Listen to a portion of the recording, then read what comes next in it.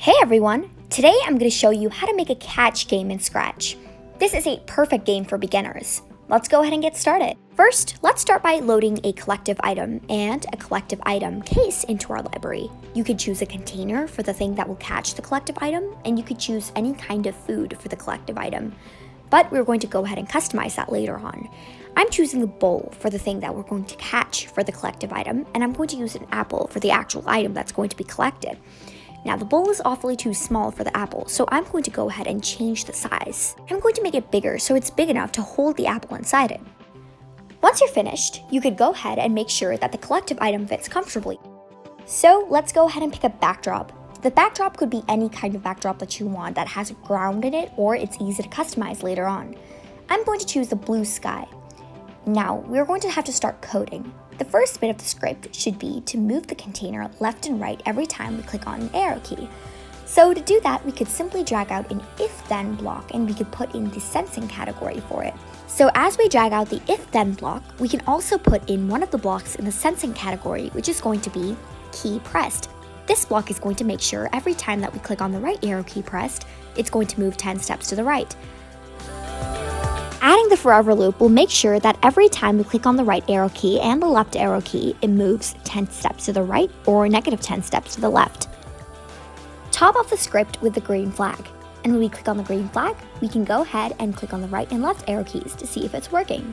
Great! So next up, the apple. We want the apple to be at the top of the screen and then fall down. In order to do that, we can't have the apple falling down from a single place. The game won't be that interesting. We want it to go to a random position on the top. We can do this easily by dragging out a go to random position and dragging out a set Y to 180 and topping it off with the green flag. Now we want it to go down too, so we can change the Y by -10 and we can put in a forever loop that will make it go down. Perfect. But now it's going at the bottom and it's staying there. We want it to go back to the top as soon as it touches the edge of the bottom floor. And in order to do that, we could drag out a less than sign and we could put in Y position on the left input, and on the right input we could put in the -70, which is the Y axis of the bottom.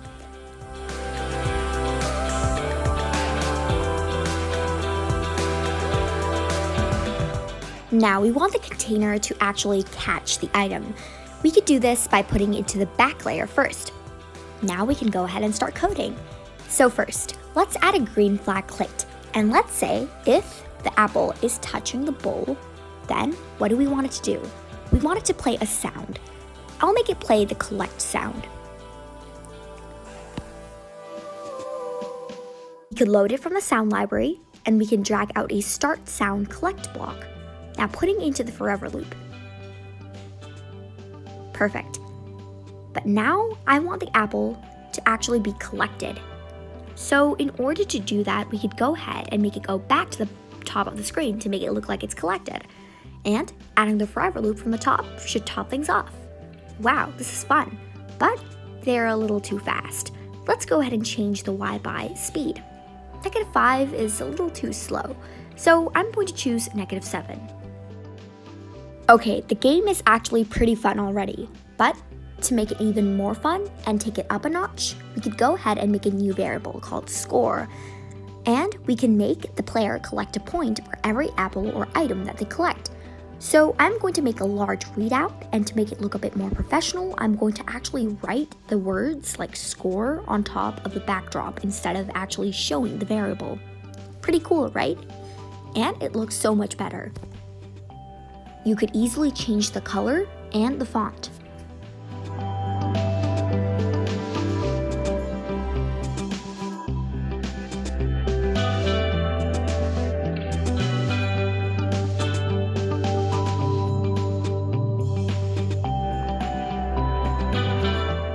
So switching back to the code tab.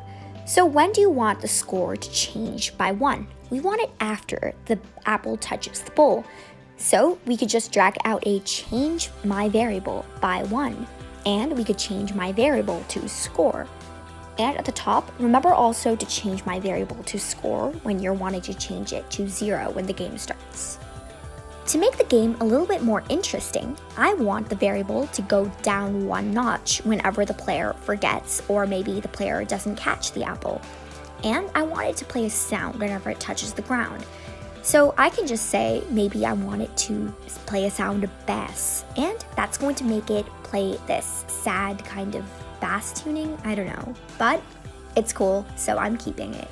Every game could be fixed just a little bit by bit, and this comes the hacks and tweaks.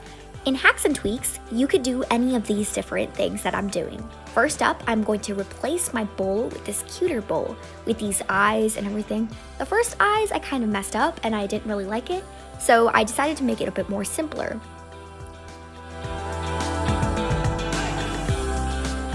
To also add and make the backdrop a bit more interesting, like I mentioned earlier. So going to the backdrops tab, I'm going to delete everything, the bushes, the trees, everything, and make this peachish background. And I'm going to make a cupcake instead of an apple.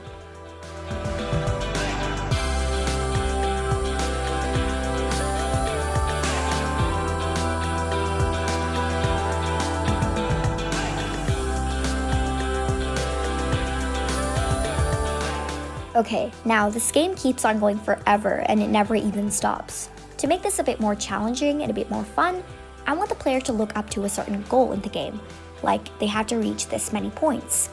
So I just decided to do that. So in the goal, I just went ahead and made a variable called goal, and every time that we reach that goal, it randomizes a whole new goal, and just like that, the player has a more aiming point to look up to. Awesome, right? Anyways, that's all I wanted to show you today. You could add so many different things to this. Make it play a sound when you finish it, or even make a finish line. Maybe you can add items, like customize your bowl, or you can maybe customize the item a bit more. It's all up to you. Don't forget to subscribe, and don't forget to hit the like button and share this with your friends. Thanks for watching. Bye!